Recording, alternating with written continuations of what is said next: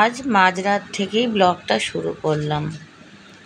ইচ্ছা ছিল না, তারপরেও ভাবলাম করি, যখন সব কিছুটাই শেয়ার করি, এটা কেন করব না। বান্টি ঠিকই ছিল, কিন্তু হ্যাঁ, যখন থেকে ফোনটা খারাপ ছিল, একটু একা হয়ে গেছিল। ফোনটা তোর বন্ধু, তা তখন থেকেই একাই থাকতো মন মরা। আর আমার ফোনটা যে দেবো, ওটাই তো একমাত্র রোজগারের জায়গা। তা সমস্যাটা ওখানেই, একাকিত্ব থেকে।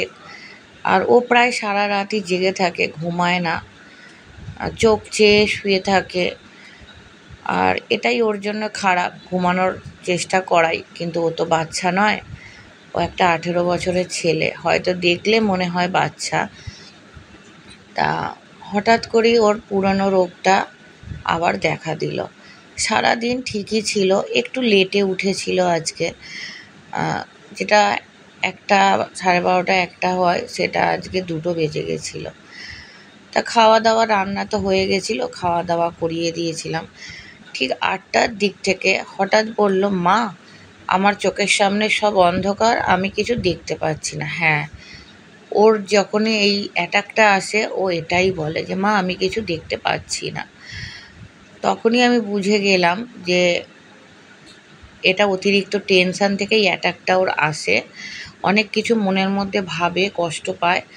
তা আমারও শরীরটা খারাপ লাগছিল, যার জন্য 2টো ইনো এনে বান্টিকে একটা খাওয়ালাম, আমি একটা খাওয়ালাম। ভাবলাম যে হয়তো ঘুমোয় না, অ্যাসিড থেকেই। কিন্তু মনের মধ্যে ভয় ছিল যে ওইটাই হচ্ছে ওর। তা বমি শুরু হয়ে গেল কিছুক্ষণ পর থেকেই। বাবু রাতেই ওষুধগুলো এনেছিল, ওআরএক্স, বমির ওষুধ, গ্যাসের ওষুধ। একটা গ্যাসের ওষুধও দিয়ে দেওয়া হলো। দিয়ে ডাক্তারকে ফোন করা হলো। আমরা যে দাদা আসে তাকে বললাম, সে বলল ডাক্তারকে একবার কথা বল, দাঁড়াও আমি কথা বলছি। তা কথা বলা হলো। তা এই গ্যাসের ওষুধ এগুলোর কথাই বলল। আর এই যে ওষুধগুলো দেখছো, এগুলো ভিটামিনস, ওগুলোকে প্রতিদিন খাওয়ানো হয়, যেহেতু ওর মুখে ঘা হয়। ওই ভিটামিনসগুলো ওকে কিন্তু প্রতিদিন দুপুরে একটা, রাতে একটা চলে ওর। তা হঠাৎ করেই এত বমি, আর ওর বমি মানে যারা আগে জানবে তারা জানবে, যখন ওর বাবা ছিল বা এটা ছোট থেকেই, ওর বমি শুরু হওয়া মানে সেটা 30 বার, 40 বার এরকমও হয়ে যায়। ওই দিন কোনো জ্ঞানও থাকে না। তা আজকে 30-40 বার হয়নি, কিন্তু বমিটা 10-15 বারের উপরে করেছে। পুরো কম্বল, জামা কাপড় যা পেরেছি সামনে দিয়েছি, গামলা ছিল। একাই ছিলাম, বাবু ছিল না বাড়িতে। বাবু তো পরে আসলো রাতে ওষুধগুলো বলতে, বাবু নিয়ে এসেছিল, কিন্তু ও ওর ঘরে ছিল। ও সেইভাবে অন্য ছেলেদের মতো না, ওর কারোর প্রতি অত ফিলিংস নেই। বাবার প্রতিও ছিল না। বাবাকে নিয়ে একটা ঘরে আমি সারা রাত যুদ্ধ করতাম, ও ওর মতন থাকতো। ভাইকে নিয়েও করছি। একবার যখন খুব বাড়াবাড়ি হলো, ডাকলাম, সাড়া পায়নি, ফোন করলাম, আসলো। তা ও দেখে নিজেই নার্ভাস হয়ে যায়, ও গিয়ে শুয়ে পড়লো। তা আমি তো শুতে পারবো না, না, স্বামীর জন্যেও রাতের পর রাত জেগেছি, তা সন্তানের জন্য তো করবই। আর এগুলো ভগবান এগুলোর জন্যই আমাকে নির্বাচন করেছে। তা পরের দিনে সকালে নয়, এটা বেলা বেশ হয়েছে, ঘড়ি দেখিনি তখন, যাই হোক। তা পাতলা করে একটু ছাতু করে জল করে ওকে খাওয়াচ্ছি, কারণ গায়ে দেখলাম ধুম জ্বর। গ্যাসের ওষুধটা দিয়েছি, অন্য কিছু খেতে পাচ্ছে না, কারণ এত বমি করে তো গলা চিড়ে যায়। আর কাল রাতে অনেকবার ধোয়ানো হয়েছে ওকে, পরিষ্কার করার জন্য মাথা ধোয়ানো, গায়ে ঠান্ডা জল দেওয়া, মানে ফ্রিজ থেকে জল বার করেছি, দিয়েছি। তাতে কি হয়েছে, জ্বরটা হয়তো এসছে। আর ওআরএক্সের জলই দিচ্ছি, শুধু জল দিচ্ছি না।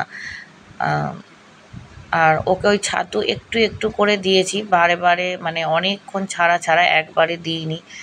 আর রান্না বসাইনি এখনও, একটু সিদ্ধ ভাত বসাবো, কারণ আমার শরীরটা খুব খারাপ। এত টেনশানে না শরীরটা, যার জন্য আমারও অনেকটা খারাপ হয়ে গেছে। আর ওই মেডিসিনও দিয়ে দিলাম খাওয়ানোর পর। গায়ে জ্বর, ধুম জ্বর গায়ে। তা ছাতুটাও খাইয়ে দিয়েছি।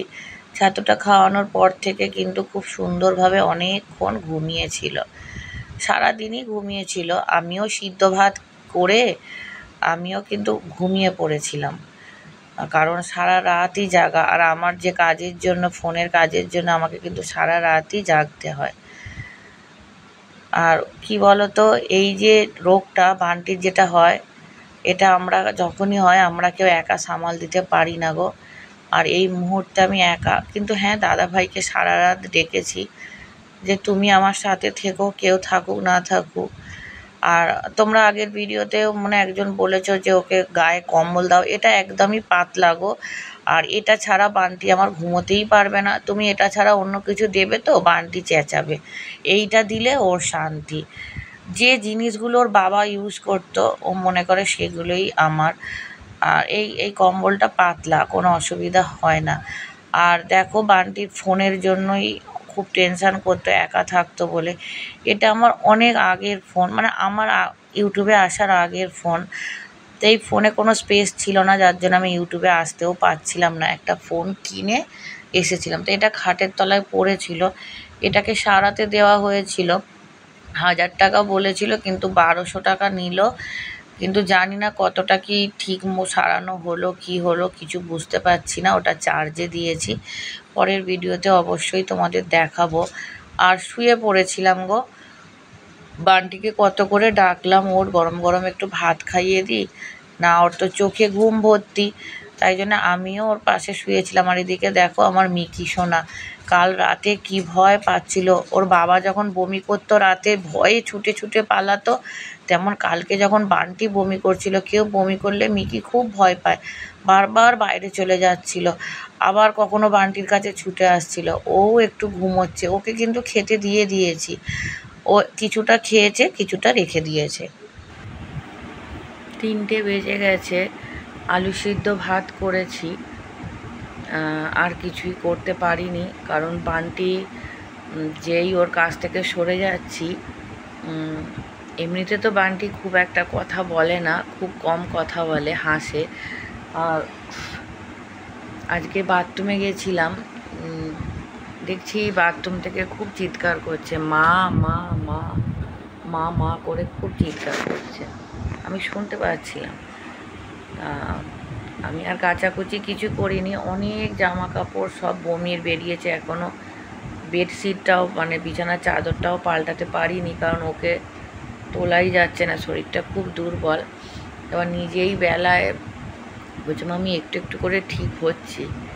তারপর টয়লেট করেছে, সকাল থেকে 3বার টয়লেট করেছে। আর ওই করিয়ে দিতে হচ্ছে, আর নিজে করতে পারছে না। এবার সিদ্ধ ভাত করেছি, ওকে খাওয়াইলে ও খেলে তারপরে আমি একটু খাবো, আমার খেতে ভালো লাগছে না। আর ওআরএক্সের জল কালকেরটা শেষ হয়ে গেছিলো, একটুখানি ছিল, যেহেতু রাতেরটা তো ওই জন্য ওটাকে ফেলে ধুয়ে আবার নতুন করে ওআরএক্সের জল বানিয়েছি। বাবা উঠবে, বাবা ভাত খাবে তো একটু, শোনো। তা বমির ওষুধটা দিতে বমিটা বন্ধ হয়েছে, কিন্তু গায়ে ধুম জ্বর, কারণ কালকে অনেক ধোয়ানো হয়েছে, রাতে বারবার বমি করেছে। ঠান্ডা জল দেওয়া হয়েছে, গলায় মাথায় ঠান্ডা জল দেওয়া হয়েছে, রাতে গরমটাও ছিল। আর আমার তো খুব খিদে পেয়েছে, কিন্তু রাতেও খেতে পারিনি, খুব খিদে পেয়েছে, ভালোও লাগছে না। রাতে ওরকম বমি করছে দেখে আমি আগেও খেতে, দাদা ভাইয়েরও যখন বেশি বাড়াবাড়ি হতো খেতে পারতাম না, তা বান্টির ওরম দেখে আর খাওয়া হয়নি। তরকারি ছিল, ডিমের তরকারি কালকে করেছিলাম, ফ্রিজেই রাখা আছে। আর এই সিদ্ধ ভাত একটু দিয়েছি, কারণ বান্টিকে সিদ্ধ ভাতই দেব। আর দেখি শরীরটা কেমন হয় সেরকম বুঝে। ও যতক্ষণ না খাবে খেতে একদম ভালো লাগছে না। মা ছেলের একসাথেই নিয়ে চলে আসলাম। ডিমের পোচ করেছিলাম আর সাদা আলু সিদ্ধ। ও খুব একটা খেতে পারেনি, ওকে ডিমের পোচটা খাইয়েছিলাম। কারণ ডিমের পোচটা আগে ওকে ডক্টর খুব বলতো ভেলোরের ডক্টর খাওয়ার জন্য, আর একটুখানি খেয়েছে। যাই হোক, যতটুকু খাক একটু একটু করে ওকে খাওয়াবো। আর তোমরা অনেকেই বলো সন্তানদের জন্য বাঁচতে হবে তোমাকে। হ্যাঁ, এতদিন তো স্বামী সন্তান দুজনের জন্যই বেঁচেছি, এখন সন্তানদের জন্যই বাঁচবো। সন্তান দেখবে কিনা জানি না, হয়তো দেখবে না।